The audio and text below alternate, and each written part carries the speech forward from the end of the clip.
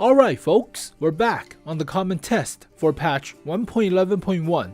Now for this morning, there was a small micropatch that hid this vehicle into the game files. It's only for the super testers, not available for the public, but let's take a sneak peek because that's what we usually do. So it is the K-91-PT, a special tier 9 Russian tank destroyer based off of the K-91 medium tank at tier 10. So remove the turret, put a thick superstructure encasing a 122, and you have a stealthy, somewhat bouncy of a snipery tank destroyer design, similar to a Su-122-54, but it's rear mounted in the superstructure. So it is a paper tank, similar to the K-91-ish in terms of a design, but it has a crew of 5, will fit all your Object 263s or 268 version number 4s or Su-100M1, Su-101s, maybe even the ISU line a little bit, but yeah, that's a lot of crews for such a small vehicle. Then again, 2 loaders and a gunner and a commander into the superstructure, and the driver is somewhere. I have no idea what the hell the driver sits. Everybody sits in the turret in the superstructure. I don't think the driver is at the front. The engine deck is at the front. So everybody's crammed into the superstructure. If you get pinned, everybody dies. But it has a 122. Stock accuracy is not great, 0.4. It's a Russian gun, but 2.2 seconds of aim time is actually not bad. DPM is high. It's a heavy tanks gun, only 258 millimeters of pen. The average penetration of a assault gun tank destroyer at tier 9 is about 270, because you have the likes of the T-95, the Tortoise, the T-30s. They usually pack a large gun like a 152, and it has a lot of pin. Or it has a 150 for the Waffenträgers or Yak Tigers. Yak Tiger has a 128, and that still has like 270 millimeters of pin, so still pretty high. This is rather on the lower end side, similar to a 263 in terms of penetration, so sometimes you'll miss, sometimes you'll bounce. That's not going to be fun, but it does reload rather quickly, so that's the upside. But let's take a look at the full stats. So it is a superstructure, it is encasement, so only 10 degrees of gun traverse to each side. That's pretty standard. It's not the best, it's not the worst, it's average, so meh. Could be a little bit better like a Ferdinand, but it's not. Has 5.5 degrees gun depression, a little bit downwards at the hull front, so you could hold down, helping out with the superstructure, bouncing shots, but not much. Similar to a K-91. K-91 has 9 degrees of gun depression at the sides, but you cannot move the gun that much. 2.11 seconds of aim time with a 100% crew, not bad. 0.38 accuracy is yeah, but you could help that out with improved gunner sights. DPM is high, put a rammer even higher. Gun traverse inside the superstructure is not that slow, not bad. And reloads every like 7.7 seconds or so with a rammer and good crew. So gun's good other than the accuracy, but accuracy could be helped out a little bit. It is not updated onto tanks.gg, so I cannot tell you the dispersion while moving the vehicle's hull or moving the gun, but it shouldn't be that bad, quote unquote. Survivability is surprising with this vehicle. It has a 260mm superstructure. Upper plate is the same as a K-91 medium tank, so nothing to write home about, but this thing in the back, it's 260, slope backwards at 2 different angles, and that's about 320 millimeters effective. That's pretty good. That's actually pretty decent for a stealthy tank destroyer. That's actually very good. You do have 2 weak spots on top of the vehicle, but that's very small. The lips to the hatches for the commander as well as the loaders are very thin, about 70 millimeters, but it's a very small target. Unless you're side scraping, or not side scraping, face hugging this vehicle, you could shoot downwards into the top, and you'll likely penetrate the loader hatch or the driver hatch. Actually, everybody's jammed into the superstructure. That's the commander, that's the 2 loaders, that's a gunner, the driver somewhere, either right here or something. But everybody's crammed into the superstructure, so if you get pinned, everybody dies. But yeah, holy crap, that's a small target for a hatch weak spot.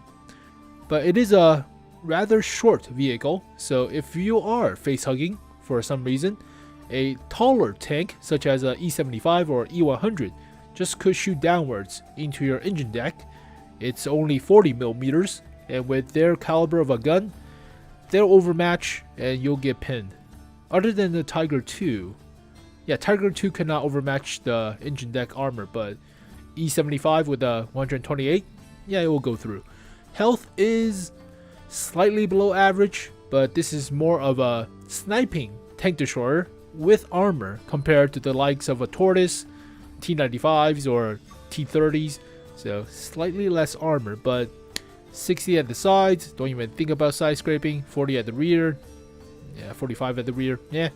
But it has the same K-91 feature of the slope Y-shape armor for the hull front. So it is still 165 behind the tracks, and trying to shoot out the tracks is going to bounce. So yep, you'll bounce the shot if you try to shoot the tracks. You could somewhat side scrape.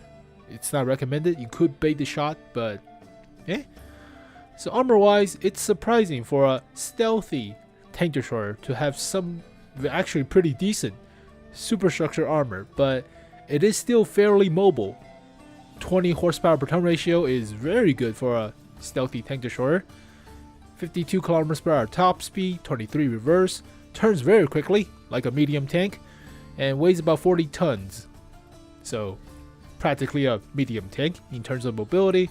And I wouldn't put money on how good the terrain resistance is, because surprisingly the K91 medium tank, even though it shares the same hull as the K91 version number 2 at tier 8, these two vehicles have different terrain resistance, even though they have the same hull and the same tracks. For some reason, they have different terrain resistance values, because fucking reasons.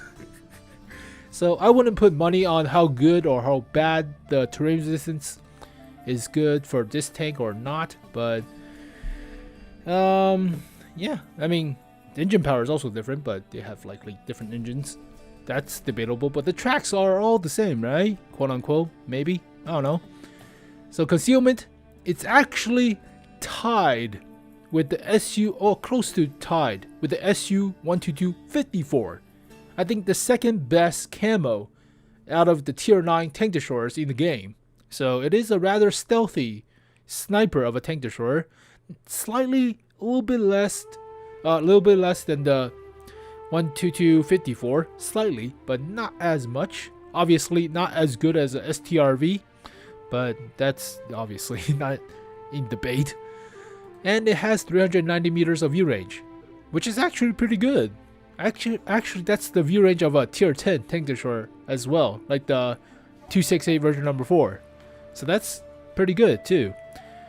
But let's take a look at the comparison. So stealthy tank destroyers like the STRV or the original SU-122-54 that got removed is shelved in place of the 263 that shifted down a tier, but penetration, in my opinion, is rather low. You have the likes of the 270 millimeters of pen for the 263, and holy crap! Since when does the 122-54 has only 230 millimeters of pen? Is that like the garbage stats? Oh, it's the neuter version. It's not the original stats of the SU-122-54. That sucks. Obviously, it doesn't have the penetration of a 103-0 version of the vehicle. Yeah, it's not even close. So it's more like a medium tank-ish. But 9 degrees of gun depression only to the side of the K91 originally. So compared to the medium tank at tier 8, it's about the same gun depression at the front. Aim time, yeah, 2.11 seconds. Obviously, it's not as good as the medium tank gun at tier 10, but it has the superstructure, and that's the thickest, I think, for a, well, yeah, it might be a little bit better than the 263. 263 is still very bouncy, but this vehicle is smaller. 263 is based off of the IS-7 chassis, I believe, and this thing is based off of medium tank chassis. And compared to the Waffenträgers and 263, yeah, this thing is smaller and has the camo. Accuracy is not there though. It has the same health as the Waffenträger, but it has a superstructure, whereas the 263 doesn't have the DPM. 263 has only 2,200. This thing has 2,800. So this might be a little bit better in terms of trading shots at a close range face-off or face-hugging battle, I guess. Even though you shouldn't do that. And it's relatively very quick. So high horsepower per tow ratio, even better than the medium tanks for some reason. Top speed of 52, just 3 kilometers per hour slower than the mediums, which is not bad. And obviously traverse is not as quick, but still better than the heavy tank based 263 and better than the Waffenträger Panzer IV. Camo is also pretty good. Camo is just shy of the SU-122-54, slightly below the SU-103, but SDRV-103, SDRV-103, but close enough. It's obviously a lot better than the 263 or the Waffenträger Panzer IV. So yeah, this thing is pretty stealthy, and obviously the view range is better than the counterpart tank destroyers at tier 9. So I'm surprised this thing has like 390 meters of view range. With the binoculars, this thing is actually pretty decent. So mount stuff like, I would think, improve aiming to help out with the accuracy. 0.36 is a lot better than 0.38, obviously. Put rammer, jump up the DPM, and I would likely put binoculars to camp like a bitch. You could put I don't know if it's overkill, but you could also put turbocharger just to make it go even faster, based off a medium tank chassis. Binoculars are also not bad. You can spot for yourself if you have binoculars. Camouflage net, I don't think it's that useful. I mean, you have the armor compared to the Waffenträger Panzer IV, right? Or compared to the SU-122-54 originally, you have armor now with the superstructure. And you could bounce a few shots if you get spotted. But I think binoculars will be a little bit better than camouflage net. So yeah, overall, it's the penetration of the gun. That's mostly a problem for sniping tank destroyers. Sniping tank destroyers tend to snipe across the map with high penetration guns. If not, they'll just face hug you or play as a assault gun in terms of rushing it into your face or rushing to a city corner and haul down, similar to what a T30 or T95 would do, similar to what a Tortoise or 268 version number 4 would do. So there are assault guns that are utilizing their armor. This thing has armor, but situationally, if you get hit in the hull, it's a medium tank. But if this thing has like 270 millimeters of pen or somewhere around there, I think it would be a little bit better. But I mean, I don't see a downside with this vehicle. It does its job pretty well, which is sniping at mid-range. I wouldn't expect this thing to hit a target across the map like STRV 103-0 would, across the map with like 0.3 accuracy, but improved gunner sights will help out.